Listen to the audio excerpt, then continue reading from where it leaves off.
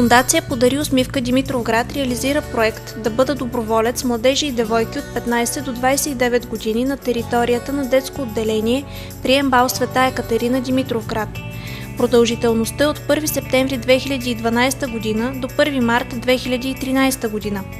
Проектът се финансира от Национален център Европейски младежки програми и инициативи по Национална програма за младежта 2011-2015 г.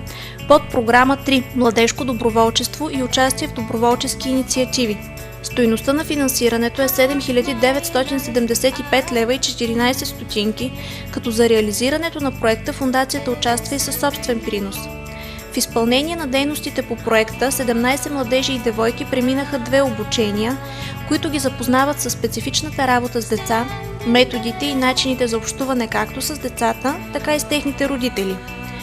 Доброволците посещават по график детско отделение, където във времето от 16 до 18:30 часа играят, рисуват, оцветяват, четат приказки, апликират с лежащо болните деца.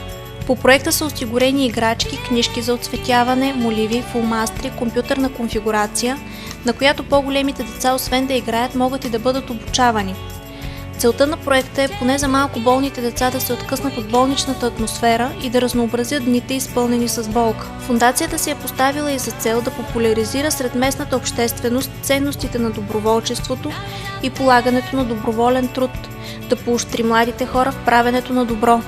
След приключването на проекта, младите хора ще продължат със своите доброволчески дейности, като някои от тях ще посещават дневния център за деца с увреждания, центъра за възрастни хора с увреждания, а ще има и такива, които ще продължат заниманията с деца в детско отделение. За Рождество Христово доброволците подготвиха празник с лакомства и подаръци за всяко от децата, които в тези светли празници не могат да бъдат у дома. Залата за игри е украсена с ръчно изработени от доброволците рисунки, а има и рисунки на деца, които са минали през отделението. Официално проектът приключва на 1 марта 2013 г., но работата на доброволците продължава и след това. Част от доброволците се включват и в други инициативи на организацията, които се организират през годината.